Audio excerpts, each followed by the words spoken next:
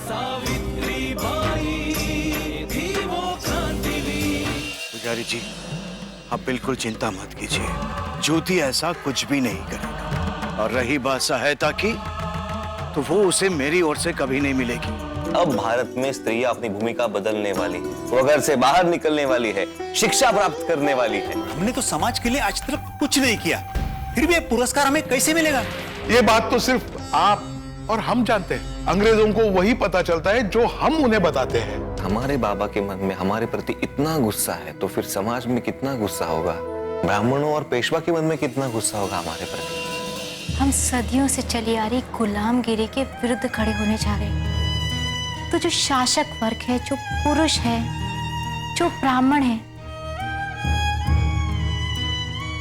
या वो जो इन सब के प्रभाव में है, जो इस गुलामगिरी से लाभ ले रहे हैं, वो तो हमें रोकेंगे ही ना। वहीं दूसरी तरफ जहाँ स्त्रियां हैं, पिछड़ा वर्ग है, जो इस गुलामी को अपनी आत्मा पर सदियों से झेल रहा है, वो हमारी इस लड़ाई का स्वागत करेगा।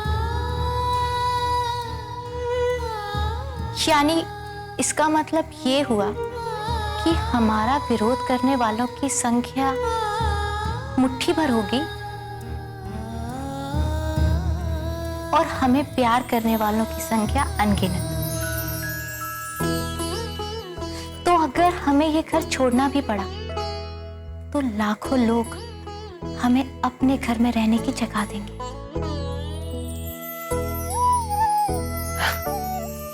सावित्री, मुझे बहुत खुशी हो रही है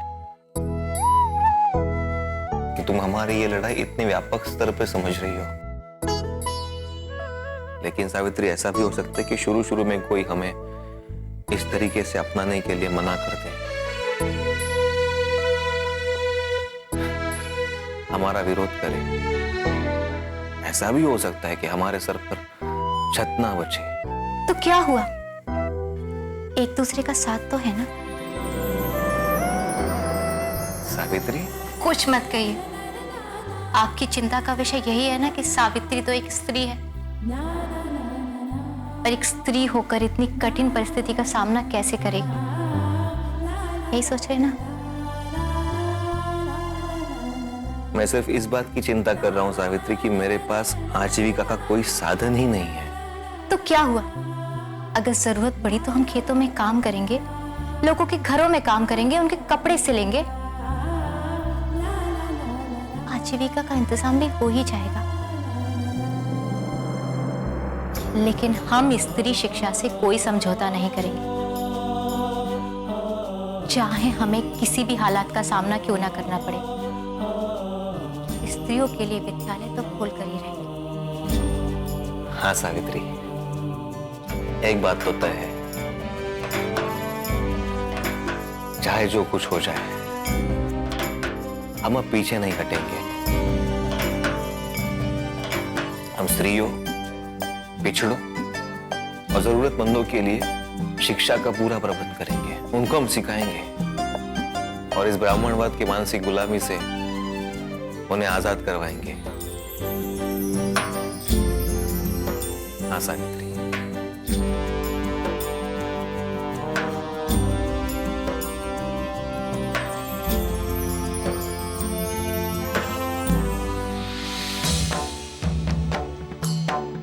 चाहे कुछ भी हो जाए, अगर जरूरत पड़ी तो हम दूसरों के खेतों में काम करेंगे, दूसरों के घरों में काम करेंगे, उनके कपड़े सिएंगे। हम अपनी आजीविका किसी भी तरह से निभाएंगे, लेकिन स्त्री शिक्षा के बारे में हम कोई समझौता नहीं करेंगे। हम अपना विद्यालय खोल के रहेंगे। ऐसा निर्णय सिर्फ और सिर्फ सावित्रीबाई फुले ही ले सकती थी, क्योंकि उनके आदर्श थे छत्रपति शिवाजी महाराज और उनकी प्रेरणा स्तोत्र थी छत्रपति महारानी ताराबाई। I'm sorry काका, पर मुझे महारानी ताराबाई के बारे में ज्यादा नहीं पता। बेटा काव्या, इसमें तुम्हारा दोष नहीं है। गलती तो इतिहास लिखने वालों की है। उन्होंने चुन चुन कर बहुजन नायकों को और महान स्त्रियों को इतिहास के पन्ने से गायब कर दिया है। मतलब हमारे नायक भी सत्ता के षड्यंत्र का शिकार हुए? बिल्कुल। जहां तक महारानी छत्रपति ताराबाई का प्रश्न है, वो शिवाजी महाराज के पुत्र राजाराम की पत्नी थी और राजाराम के मृत्यु के पश्चात उन्होंने मराठा साम्राज्य की बागडोर संभाली थी। सावित्रीबाई फुले उन्हें अपनी एक कविता में शत्रु मर्दिनी, शेर की तरह दहाड़ने वाली और बिजली से भी अधिक फुर्तीली बताती है और उन्हें अपना प्रेरणा स्तोत्र मानती है। महारानी ताराबाई लड़ाकू वीरांगना, रणभूमि में रणचंडी का तूफानी, युद्ध भूमि में युद्ध की प्रेरणा स्तोत्र, आदर से सिर झुक जाता, उसे प्रणाम करना ये सुहाता। हमारा समाज कितना पुरुषवादी है, ये महारानी ताराबाई की कहानी को जानकर पता चलता है। ऐसे ही न जाने कितनी और महान स्त्रियां होंगी जिनकी कहानी इतिहास में खो गई। ये कहानियां ना खोए।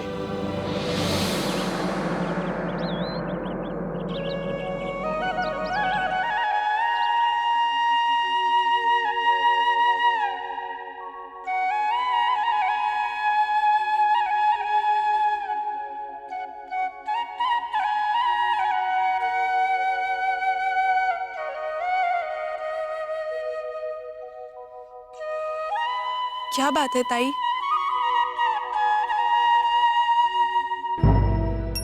आप इतनी परेशान क्यों?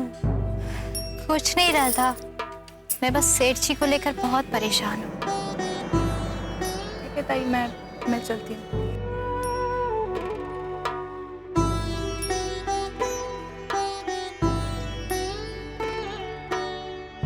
सावित्री।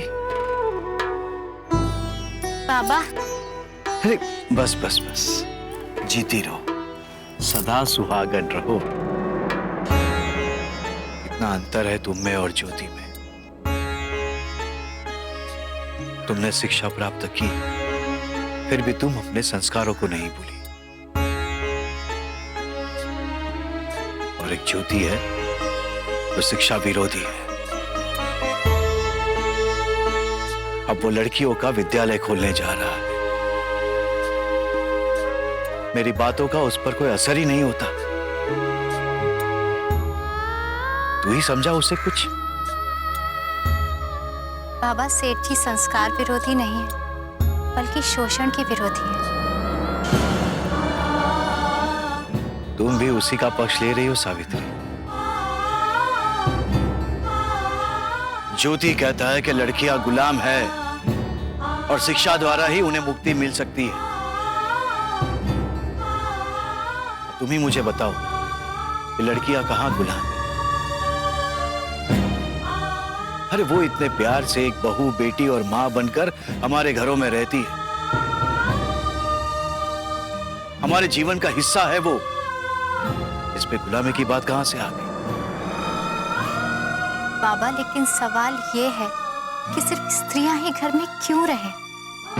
कि समाज उन्हें कमजोर मानता है। हम उनसे प्यार करते हैं और इसीलिए हम नहीं चाहते कि घर से बाहर निकलकर उन्हें कोई तकलीफ उठानी पड़े। बाबा, आप जानते हैं कि गुलामी कहते किसे हैं? जब आपके हिस्से का भी कोई और सोचने लगे तो उसे गुलामी कहते हैं। जैसे आज हमारे देश में हमारे सारे फैसले अंग्रेज सरकार कर रही है और वो भी यही कहते हैं कि वो ये सब इसलिए कर रहे हैं ताकि हमें कोई तकलीफ ना हो।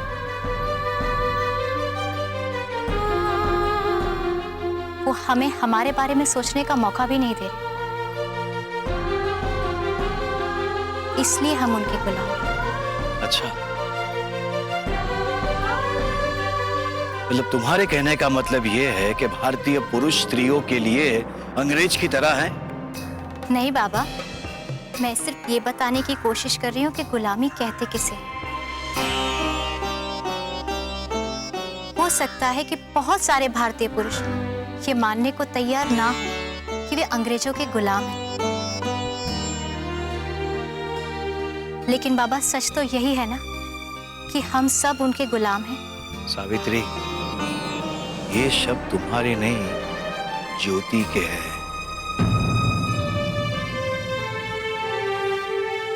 सब समझ रहा हूं कि ज्योति ने अपनी बातों में तुम्हें फंसा कर रखा हुआ है। मैं सोच रहा था कि तुम ज्योति को समझाओगी, पर नहीं। अब मुझे तुमसे भी कोई उम्मीद नहीं है सावित्री। बाबा, बाबा हमारा विश्वास कीजिए। हम बस इतना चाहते हैं कि ये समाज, ये स्त्रियां सब शिक्षित हो, ताकि वे अपने निर्णय खुद ले सके। ऐसी शिक्षा का क्या फायदा जो परिवार में तनाव पैदा कर दे और समाज को आपस में बांट दे? बाबा, ये समाज तो पहले ही बटा हुआ है। ये शिक्षा तो सिर्फ एक खाई को बांटने की एक कोशिश है। मगर ये भी सच है कि पेशवा जैसे लोग ये नहीं चाहते कि हम सब एक समान हो। सावित्री, कोई चाहे या ना चाहे, लेकिन सच्चाई यही है कि सभी लोग आपस में कभी भी बराबर नहीं हो सकते।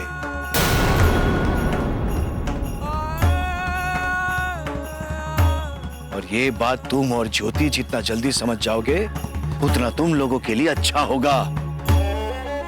समझ गई?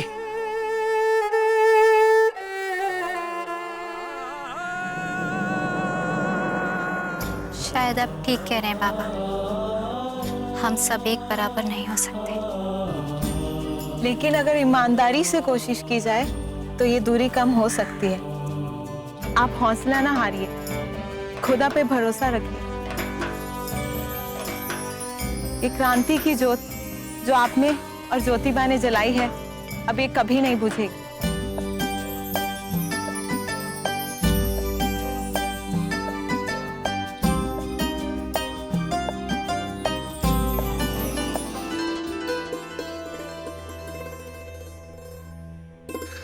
Madam. Oh, Jyotiba, come. I was waiting for you. Jyotiba, तुमने एप्लीकेशन नहीं दिया? मैडम, उसी के लिए मैं आया था। Oh, great. अब मुझे लगता है दक्षिणा प्राइज कमेटी सिर्फ तुम्हारे विद्यालय के लिए ही पैसा देगी। सॉरी, मैं भूल ही गई। ठीक है, सीट। नहीं मैडम, फिर कभी। वैसे भी तुम्हें अपने विद्यालय को बनाने के लिए बहुत सारी तैयारियां करनी है। हाँ। धन्यवाद, आता हूँ।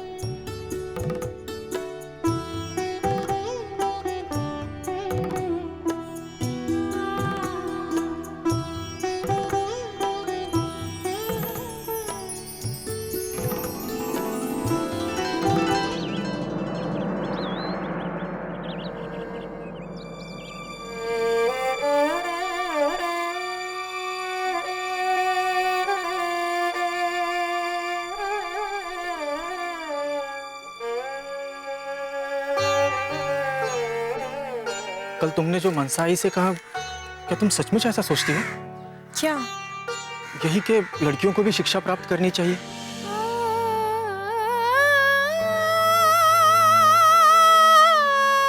जब तक मैं विधवा नहीं हुई थी, कभी इस बारे में सोचने की हिम्मत ही नहीं हुई। पर अब लगता है आखिर इसमें बुराई ही क्या है? आखिर क्यों लड़कियां पढ़ाई नहीं कर सकती? पर लड़कियों की शिक्षा का कोई लाभ भी तो नहीं।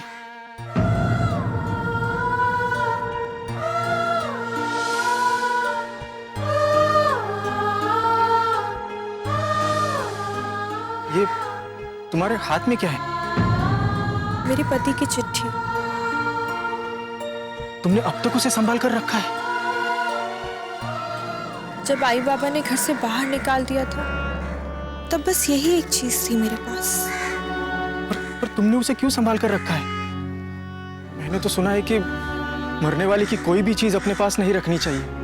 बचपन में एक बार इसे ज्योति ने मेरे लिए पढ़ा था, पर अब इसे मैं अपने आप पढ़ना चाहती हूँ।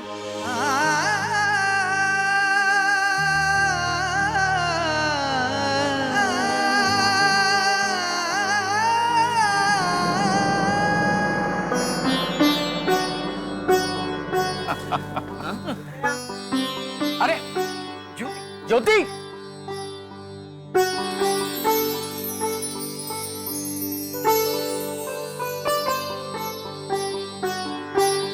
अरे उस्मान, तात्या, क्यों ज्योति?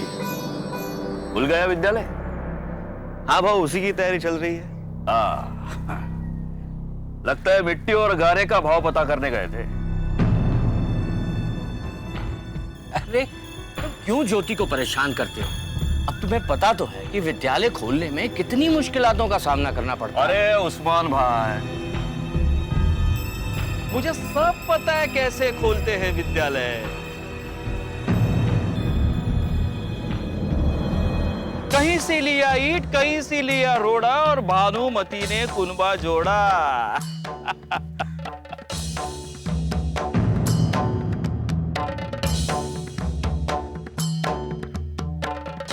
क्यों ज्योति?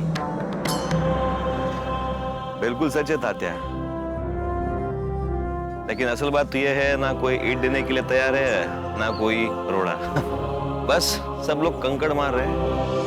तो उन कंकड़ों को जोड़कर इकट्ठा कर विद्यालय की दीवार क्यों नहीं चुन लेते ज्योति? इनकी बातों का बुरा मत मानना ज्योति। ये कभी खुद समाज सेवा करना चाहते थे, पर इनकी बिरादरी वालों ने इनके ऐसे कान उमेटे कि जनाब सीधे रास्ते पर आ गए।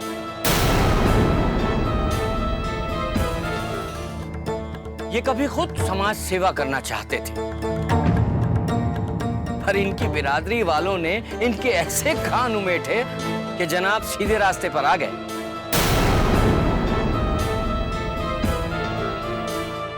और इसीलिए तुमसे जल रहे हैं कि जो मैं ना कर सका वो ये कल का लड़का क्या करेगा, है ना?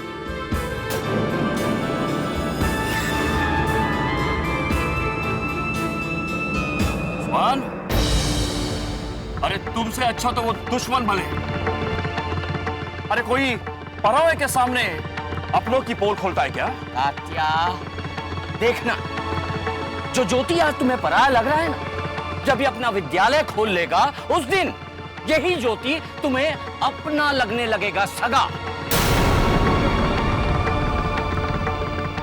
उस्मान, ये भविष्यवाणी करने का काम हम ब्राह्मणों का है। इसमें तुम अपनी टांग मत फंसाया कर,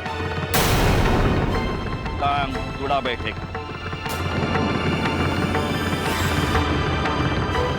मुझे यकीन है कि ज्योति लड़कियों का विद्यालय नहीं खोल पाएगा, और मुझे पक्का यकीन है कि ज्योति लड़कियों का विद्यालय जरूर खोलेगा। उस्मान, तात्या, उस्मान, तात्या, बस बस बस उस्मान, तात्या, क्यों लड़ रहे हो?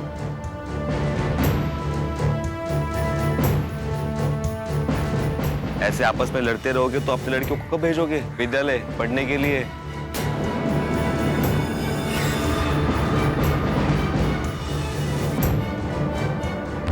न 9 मन तेल होगा, न राधा नाचे।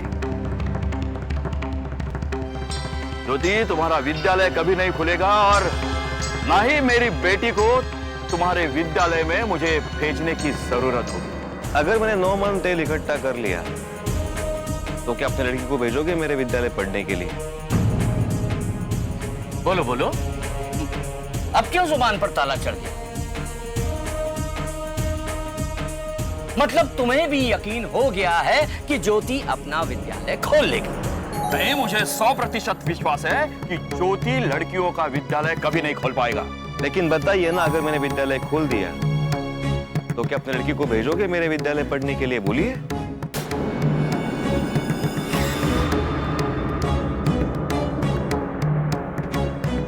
ठीक है, ठीक है, अगर तुमने सचमुच ऐसा कर दिखाया तो मैं अपनी बेटी को तुम्हारे विद्यालय में जरूर भेजूंगा।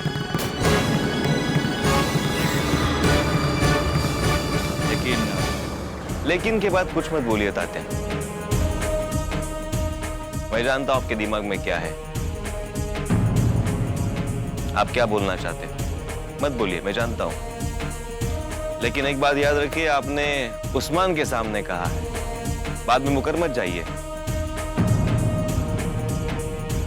तैयारी करनी है इनके बच्चे के लिए, विद्यालय जो खोलना है मुझे। हाँ हाँ, तैयारी करनी पड़ेगी। बिल्कुल। निकलता हूं। मैं जानता हूं ज्योति, तुम लड़कियों का विद्यालय जरूर खोलोगे।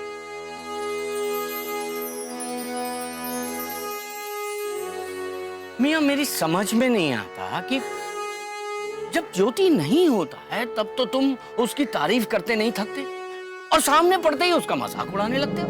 उस्मान भाई, मैं उसका मजाक कभी नहीं करता, बल्कि उसको प्रोत्साहित करता, उसको प्रेरित करता, ताकि किसी भी स्थिति में वो लक्ष्य से पीछे ना हटे और पुणे में वो कर दिखाए जो आज तक किसी ने भी नहीं किया। ज्योति, तुम लड़कियों का विद्यालय जरूर खोलोगे। अंग्रेज उसे कैसे पुरस्कार दे रहे हैं? ये तो ब्राह्मणों को दिया जाने वाला पुरस्कार है। ये पुरस्कार उनको दिया जाता है जो इस समाज के लिए कुछ करते हैं। एक्चुअली हमें तुम्हें कुछ बताना था। दक्षिणा प्राइज कमेटी के बारे में?